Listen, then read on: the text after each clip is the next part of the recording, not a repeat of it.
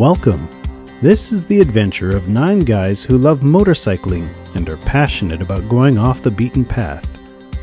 Following introductions and initial route reviewing, we jumped up I-90 and topped off our fuel in Wallace, Idaho, as this would be the last fuel we would see for most of the day.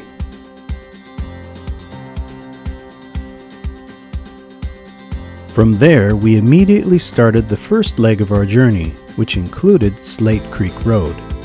It is a worthwhile, slightly more technical alternative to the end part of Section 6 of the Idaho Backcountry Discovery Route. During this ride, we covered the Idaho Backcountry Discovery Route's Sections 6, 5, and 4, going in reverse from north to south.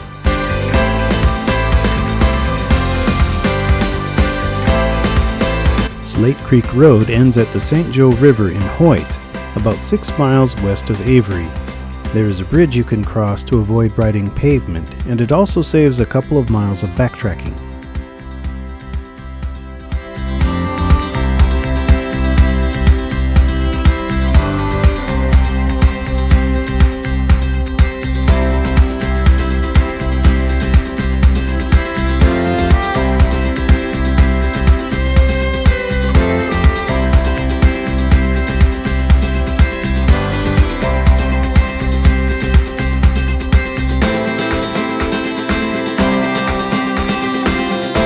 One benefit of our ride in early October was that the fall colors were spectacular the whole way.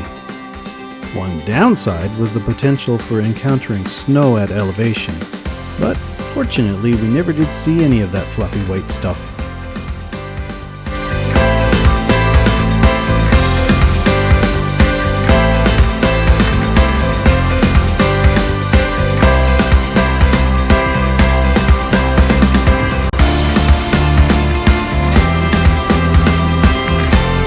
Our next stop would be in the Little Goat Mountains at the Blue Heaven Cabin.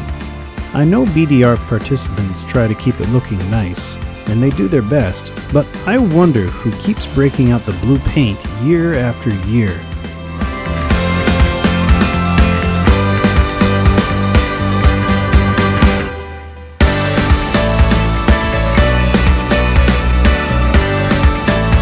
Multiple times throughout our trip, we would come around a corner and make a spontaneous collective stop to take in the spectacular views together. There were a lot of them.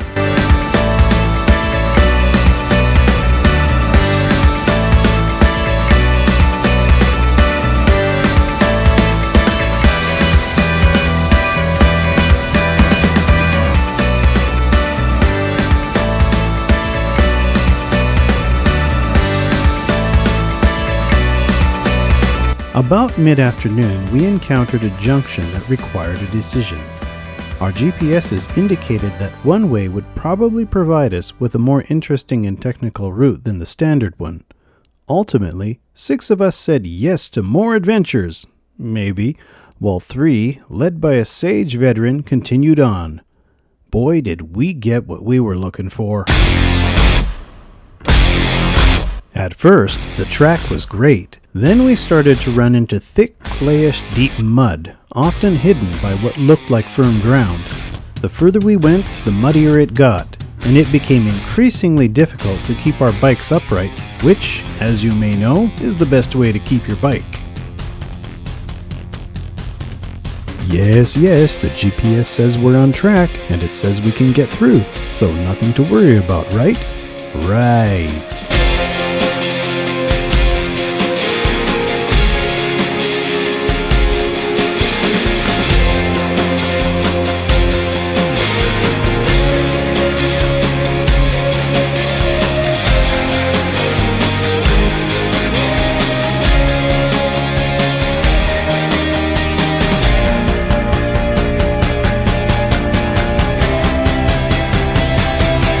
Some rookie dude is still on his mostly finished 9010 street-biased OEM tires because he's cheap and determined to get his money's worth out of them. Right about now, he's rethinking his life. We won't say who he is, but his name rhymes with mine. Yet another dead end. Let's go back and try the other way at that last split.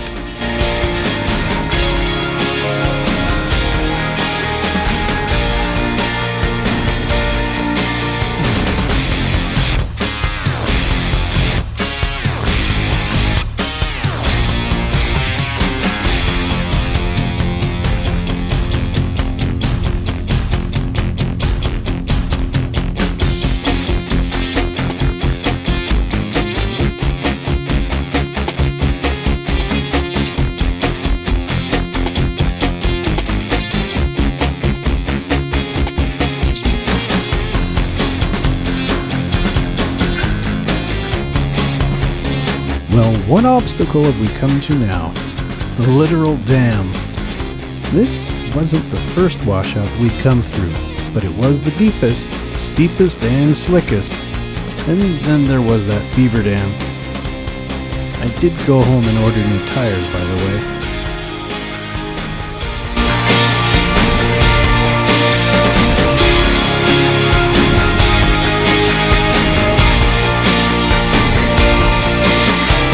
Eventually, at least where these big bikes are concerned, the trail died out completely. Went well, and we're going back all the way through the mud, the muck, the mire. My brother entered the washout a little too hot and ended up on his back in the creek with the bike upside down. I was well coached and stayed lucky despite those slicky tires.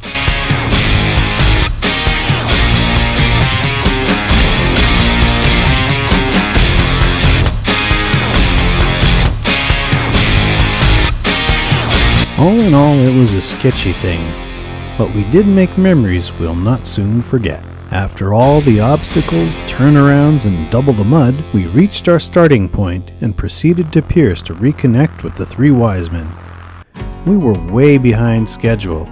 It seemed more appealing to find a good place to eat and stay than to head off into the gathering dark to find a campsite in the bush. So, we did that.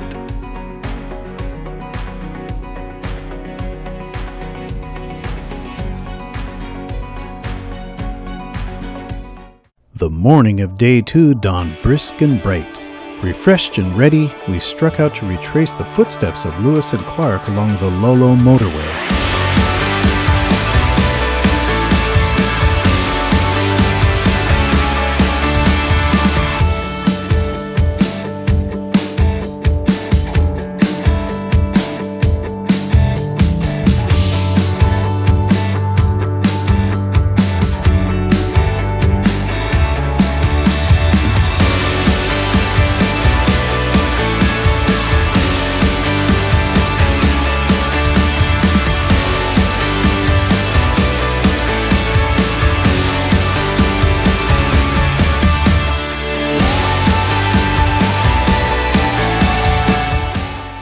The air was crisp, the sky blue, the vegetation colorful, and the road conditions about perfect.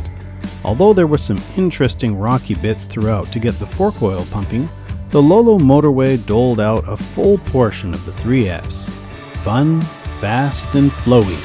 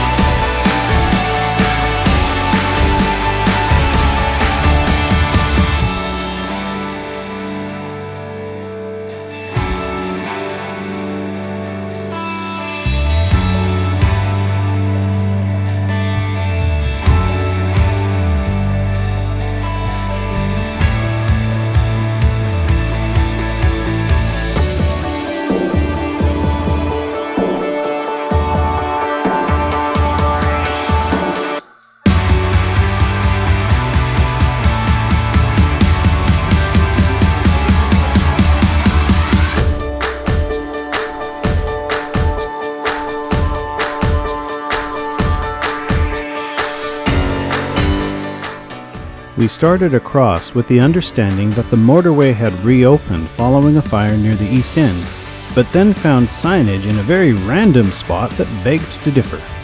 After conferring, we decided to continue forward and find a way down rather than backtrack for several miles.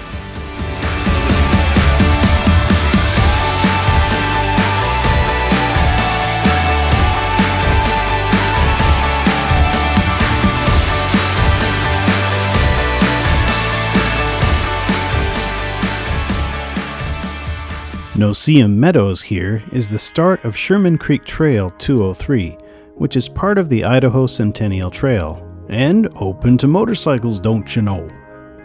Well, some single track might be alright for an ADV bike, but things would have been pretty dicey after the first mile or so and continue all the way down to the valley floor, so we continued on.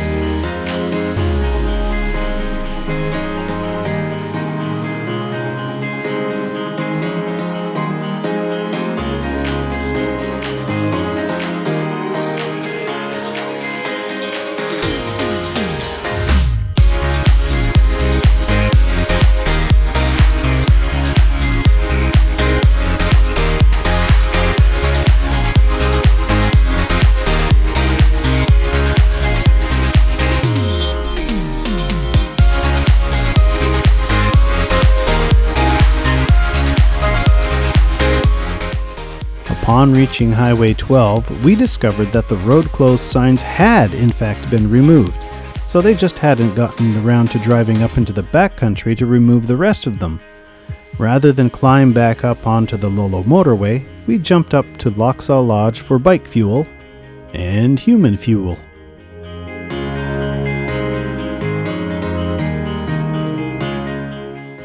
We slabbed out to Highway 12, just our kind of suffering, and down the Bitterroot Valley to approach the entrance of the Magruder Corridor. Our second night, we stayed at the Fales Flat Campground, which may look familiar to you if you watch a lot of Idaho ADV content. It's a good spot next to Nez Perce Fork.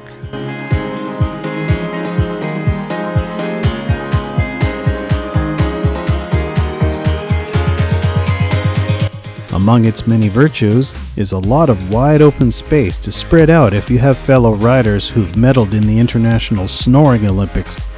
It's also as good a place as any for folks to BS and swap tales of varying levels of veracity.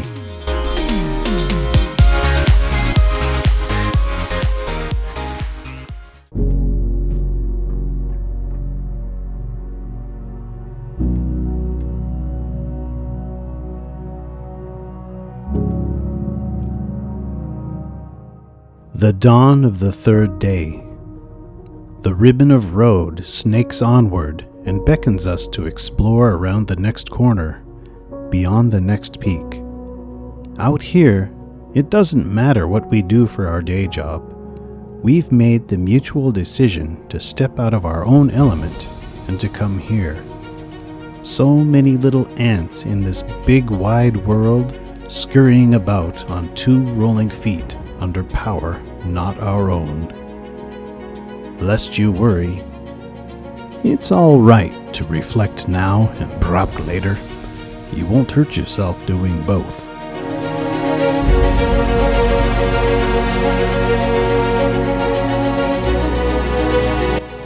It is cold, but nobody is complaining or wishing they were somewhere else. As we slowly thaw ourselves out and prepare for what lies ahead, there's only one thing to do. Engage in more BSery, of course. The white-orange bike won't start in the cold. The white-blue bike can't jump it. Neither could a portable car jump starter, nor another battery. The bigger white-orange bike towed its little brother again and again and again until...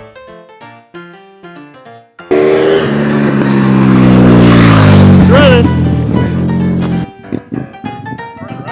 No, it sounds rough.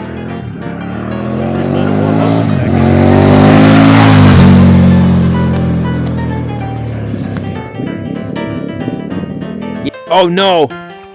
It died. Eventually, we were able to deduce that having 50-weight motor oil in a motorcycle at sub-freezing temperatures is not the best idea.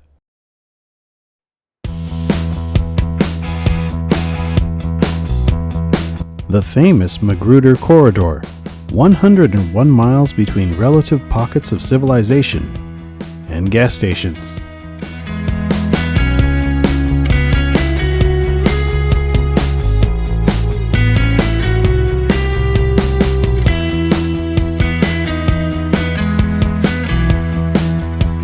It was here that the factory pannier on a white-orange bike began to randomly drop off onto the road. In fact, at one point the rider was not aware of this development, so the rider of the white-blue bike chased him for a few miles with the offending luggage strapped on behind him.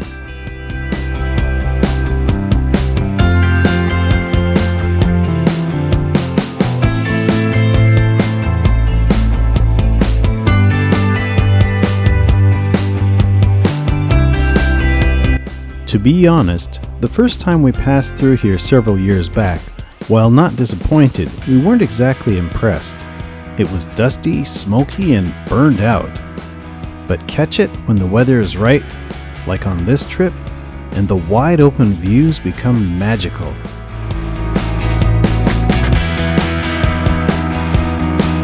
Let's go back there. Hey, come here, you want some nuts? Let's go. Little chipmunk. Look at that. Peanut, dude. Get it. Whoa, he's a smart one. Did you nail it? Huh? Did you get it? Yeah. Go to town. Now to see if this little fellow can make our experience more interesting, and not manage to become permanently one with a tree.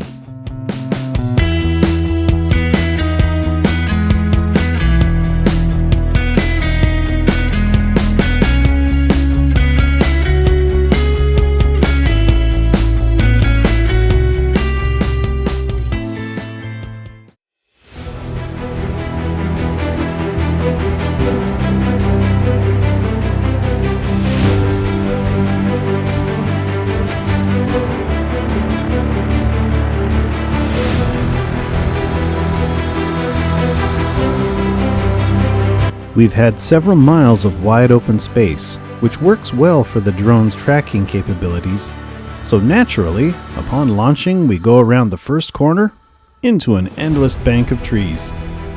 Not good for group capture, but it works for two connected riders who can coordinate. We'll work on it.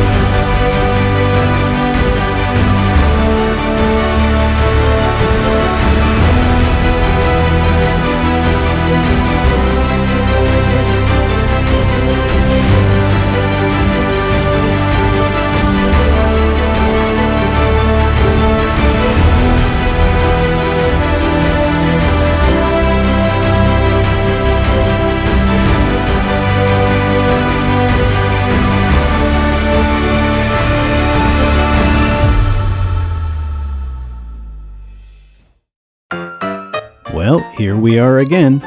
This time the pannier dropped off and permanently took some of the mounting hardware with it. So we assessed the situation and attempted some field repairs. Some of us, anyway. You can only fit so many guys around one little motorcycle. Couldn't have picked a better place to break down without actually breaking down. In fact, as we reflect on this trip, it's hard to imagine how it could have turned out any better. Thanks for riding with us. Show me all you got. I wanna see you lie inside of your beating heart. Won't you come back here tonight? It's who you are. This is where you belong. We'll carry on. We'll carry on.